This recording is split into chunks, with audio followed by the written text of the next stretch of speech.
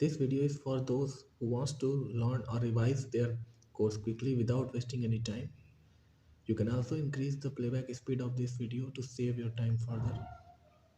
Today, we will start chapter number 11 from the book The Fundamentals of Physical Geography, class 11th. The name of the chapter is Water in the Atmosphere. So, without wasting any time, let's start. You have already learned that the air contains water vapor. It varies from 0 to 4% by the volume of atmosphere and plays an important role in the weather phenomena. Water is present in the atmosphere in three forms, namely gaseous, liquid, and solid. The moisture in the atmosphere is derived from water bodies through evaporation and from plants through transpiration. Thus, there is a continuous exchange of water between the atmosphere, the ocean, and the continents through the process of evaporation, transpiration, condensation, and precipitation. So, the addition of water vapor in atmosphere happens through two processes: evaporation and transpiration. Evaporation happens at any temperature.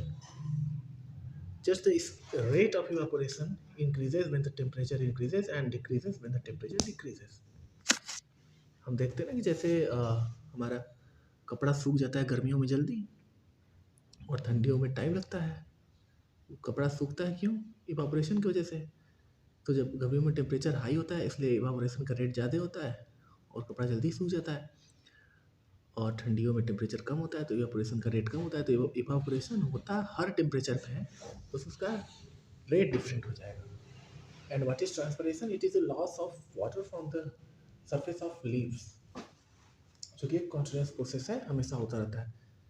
पेड़ हमारे पानी लेते हैं ज़मीन से, उसे अपने हिसाब से यूज करते हैं और मैक्सिमम वाटर वो ट्रांसपिरेशन के थ्रू लूज कर देते हैं. सो और अगर सिर्फ एडिशन ही होता रहता तब तो वाटर वेपर ऐड हो जाता एटमॉस्फेयर में.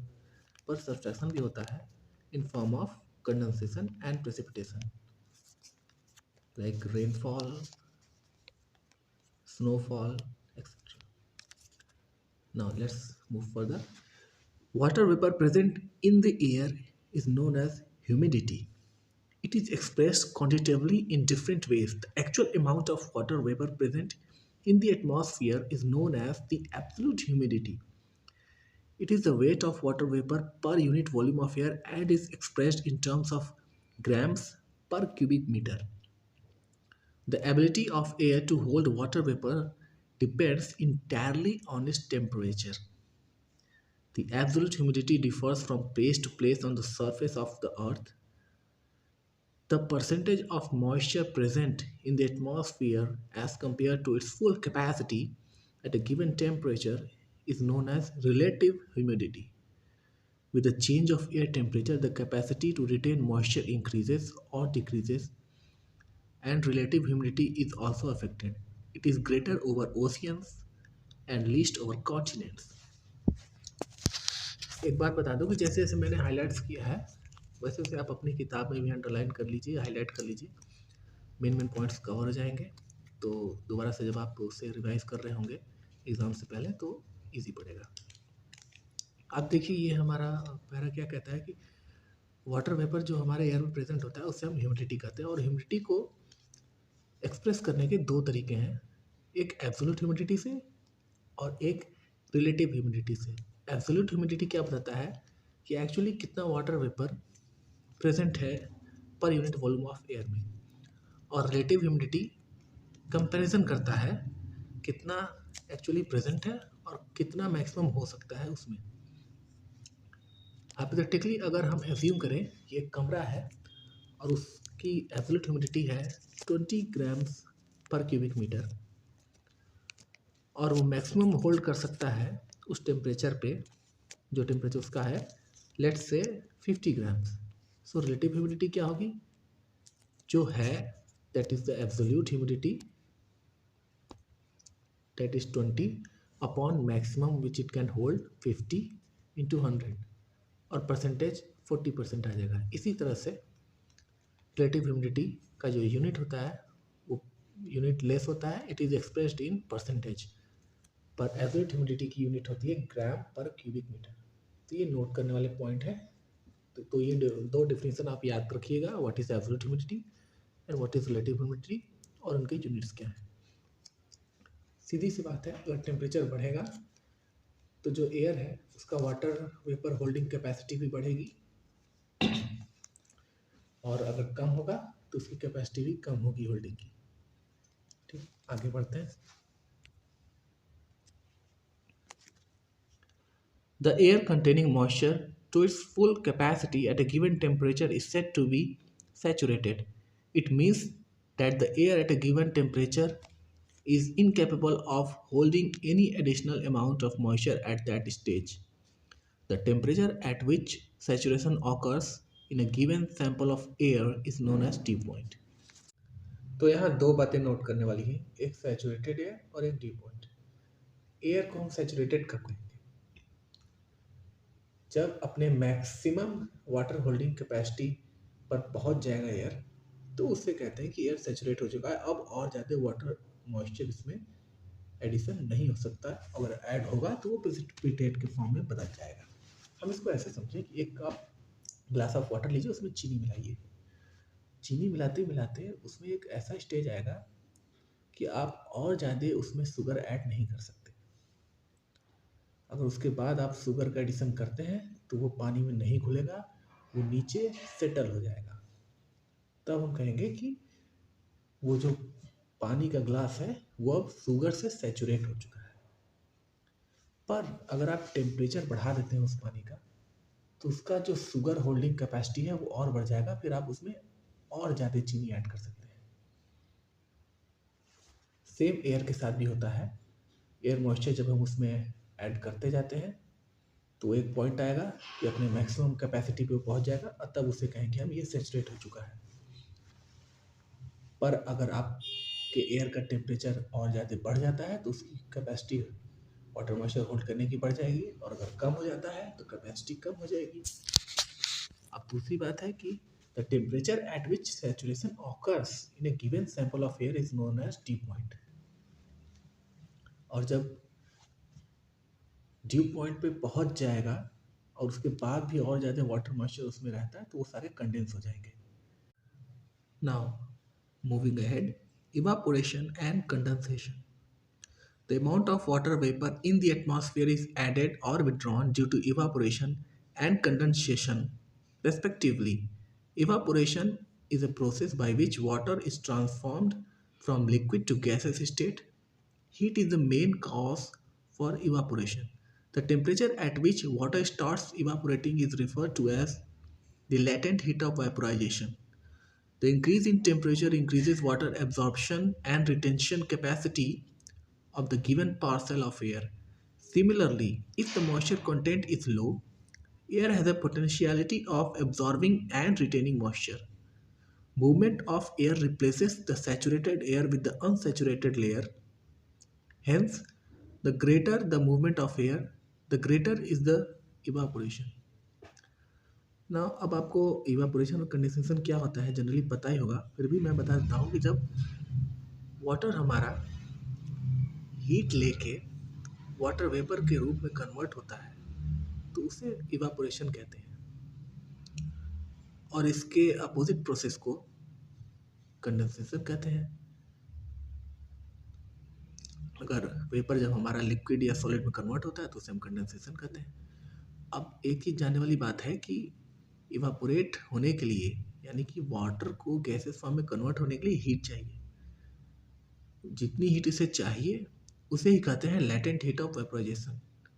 एंड इन जनरल ये हीट वो एटमॉस्फेयर से लेता है, एटमॉस्फेयर से हीट लेता है और वेपराइज हो जाता है। इसीलिए गर्मियों के दिन में ज़्यादा हीट अवेलेबल होता है तो ज़्यादा तेज़ वेपराइजेशन होता है, रेट ज़्यादा तेज होता है वेपराइजेशन का, और ठंडियों में हीट कम अवेलेबल होता है, एटमॉस्फेयर कूल होता है, इस वजह से स्लो होता है इवापोरेशन।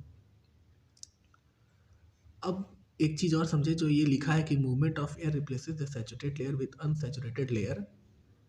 तो जैसे कि एक पार्सल ऑफ एयर है प्रेजेंट आपका किसी लेक के ऊपर, लेग से इवापोरेशन होके वाटर वेपर का एडिशन हुआ उस एयर में, वो एयर सेचुरेट हो गया, पर एयर रुका तो रहता नहीं है, चलता रहता है। तो विंड की वजह say that parcel of air over the lake is replaced by a new unsaturated parcel of air, और उसमें water holding capacity, water vapour holding capacity है अभी, तो फिर उसमें एडिशन हो जाएगा जो इवापोरेशन हो रहा है। इस वजह से अगर हवा तेज चलती है तो हमें पता है कपड़े जल्दी सूखते हैं, कि जल्दी जल्दी एयर रिप्लेस हो रही है, एयर आती है आपके भींगे हुए कपड़े से, वेपोराइज करती है पानी को, खुद सेचुरेट होती है और फिर आगे बढ़ जाती है, फिर नेक्स्ट लेयर आती है। ये काम जितनी तेज होता है, यानी जितनी तेज हवा चलती है उतनी जल्दी आपका कपड़ा सूखता है। सेम वही बात यहाँ हमारा कह रहा है कि movement of air replaces the saturated layer with the unsaturated layer. Hence, the greater the movement of air, the greater is the evaporation. Now, before moving any further, we will clear a few things with the help of this table and graph. It shows how maximum moisture carrying capacity of air increases with the increase in temperature. You see here at 20 degree centigrade temperature, the maximum moisture carrying capacity is around 17 gram. It goes up to 30 gram when the temperature is 30 degrees centigrade. So with the increase in temperature, the maximum moisture carrying capacity of the air kept increasing. Now let us assume that there is a room full of moist air having absolute humidity 25 gram per meter cube and temperature of room is 30 degrees centigrade. If we start cooling the room and bring the temperature down to 20 degrees centigrade, and at 20 degrees centigrade the maximum carrying capacity is 17 gram, so excess 8 gram moisture will be removed from air. It will condense into liquid form. Understand that condensation won't wait till 20 degrees centigrade, but the moisture will start condensing as soon as the dew point is reached. Hypothetically, in this case, it may be around 25 degrees centigrade when air becomes just saturated with 25 grams of water vapor. The transformation of water vapor into water is called condensation. Condensation is caused by the loss of heat. When moist air is cooled, it may reach a level when its capacity to hold water vapor ceases. जैसे कि हमने उस कमरे के example में समझा था, कैसे कूल हुआ तो सैचुरेट हो गया एयर और फिर बाकी एक्सेस मॉइस्चर कंडेंस होते गया. Then the excess water vapor condenses into liquid form. If it directly condenses into solid form, it is known as sublimation. In free air, condensation results from cooling around small particles termed as hygroscopic condensation nuclei. Particles of dust, smoke, and salt from ocean are particularly good nuclei because they absorb water. अब इस चीज़ को हम समझिए, hygroscopic condensation nuclei क्या है. Actually condensation होने के लिए हमारे वाटर वेपर को कोई सरफेस चाहिए. जब वो अर्थ सरफेस पर होता है तो वो एज अ ड्यू कंडेंस होता है, और इन फ्री एयर कंडेंस होने के लिए जो सरफेसेस प्रोवाइड करते हैं वो जो microscopic dust particle, smoke particles होते हैं. हमने देखा है कई बार अंधेरे कमरे में अगर किसी रोशनदान, किसी खिड़की से सनलाइट आती हो तो उसमें अपने जिग-जैग वे में मोशन करते हुए डस्ट पार्टिकल्स को देखा होगा. वैसे पार्टिकल्स पूरे एटमॉस्फेयर में होते हैं और वही कंडेंसेशन होने के लिए सरफेस प्रोवाइड करते हैं, और उन्हीं को हाइग्रोस्कोपिक कंडेंसेशन न्यूक्लियाई कहते हैं.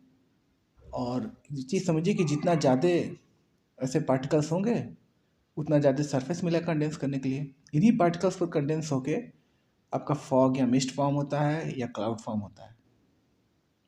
Now again, condensation also takes place when the moist air comes in contact with some colder object, and it may also take place when the temperature is close to the dew point. Condensation therefore depends upon the amount of cooling and the relative humidity of the air. Condensation is influenced by the volume of air, temperature, pressure, and humidity. Condensation takes place when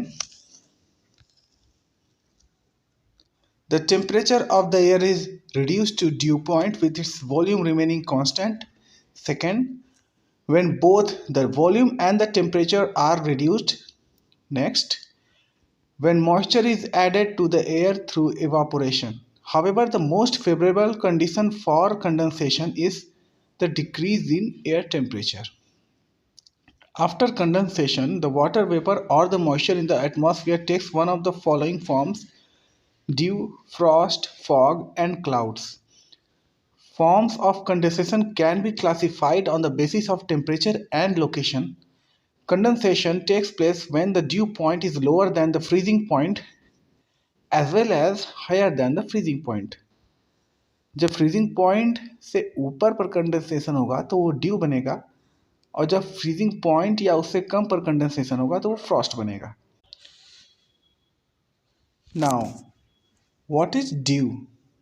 The moisture is deposited in the form of water droplets on cooler surfaces of solid objects rather than nuclei in air above the surface. Such as stone, grass blades and plant leaves, it is known as dew.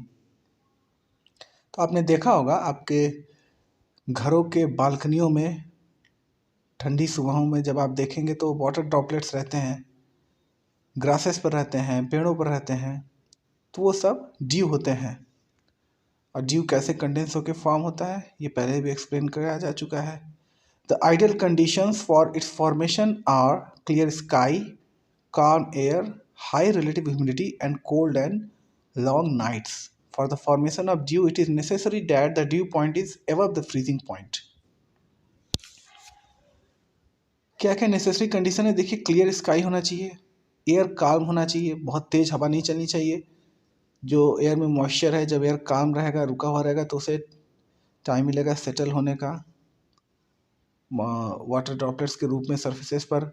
और relative humidity उस air की high होनी चाहिए, air moist होना चाहिए. तब तो जब रात को टेम्परेचर गिरेगा तो वो एयर सैचुरेट होगा, और अगर एयर पहले से ही काफ़ी ड्राई है तो टेम्परेचर गिरता भी है तो air may not reach to saturation level, तो फिर सैचुरेट होगा नहीं, तो फिर कंडेंसेशन होगा नहीं. सैचुरेशन होगा और एक्सेस वाटर वेपर होगा सैचुरेशन के बाद, तो वही तो कंडेंस होगा. जब सैचुरेशन नहीं हुआ तो एक्सेस वाटर वेपर नहीं हुआ तो वो कंडेंस नहीं होगा. तो इसलिए रिलेटिव ह्यूमिडिटी का हाई होना ज़रूरी है. और कोल्ड और लॉन्ग नाइट्स होने चाहिए. कोल्ड नाइट होगा, टेम्परेचर गिरेगा, कम होगा, तभी तो ड्यू पॉइंट को रीच करेगा और एयर सैचुरेट होगा. लॉन्ग नाइट्स होने चाहिए. तो these are the ideal condition for dew formation. और it is necessary that the dew point is above the freezing point. और अगर फ्रीजिंग पॉइंट या उससे नीचे हो गया ड्यू पॉइंट तो वो वाटर के फॉर्म में तो कंडेंस होगा नहीं, फिर तो वो आइस क्रिस्टल्स के फॉर्म में कंडेंस होगा, और वही फिर फ्रॉस्ट कहलाता है. ड्यू और फ्रॉस्ट में सिर्फ इतना ही अंतर है कि ड्यू पॉइंट जब फ्रीजिंग पॉइंट है उससे कम हो जाता है तो वाटर ड्रॉपलेट्स ना सेटल होकर सरफेसेस पर, बल्कि टाइनी आइस क्रिस्टल्स जमा हो जाते हैं ग्रासेस पर, स्टोन्स पर, लीव्स पर, तो उसे फ्रॉस्ट कहते हैं. Frost. Frost forms on cold surfaces when the condensation takes place below freezing point. That is, the dew point is at or below the freezing point. The excess moisture is deposited in the form of minute ice crystals instead of water droplets. The ideal conditions for the formation of white frost are the same as those for the formation of dew, except that the air temperature must be at or below the freezing point. So due और Frost में देखो बस इतना ही अंतर है कि due water droplets के form में होगा और फ्रॉस्ट आइस क्रिस्टल्स के फॉर्म में होगा. सो हम इस वीडियो को यहीं एंड करते हैं. बहुत लंबी वीडियो बनाने का फ़ायदा नहीं है, आप परेशान हो जाते हैं. अगर 1 घंटे की वीडियो मैं एक साथ बना दूं फिर आप खोजेंगे कि मुझे सिर्फ यही टॉपिक देखना था जल्दी से एग्ज़ाम के पहले, मैं कहाँ 1 घंटा वीडियो में खोजता फिरूँ.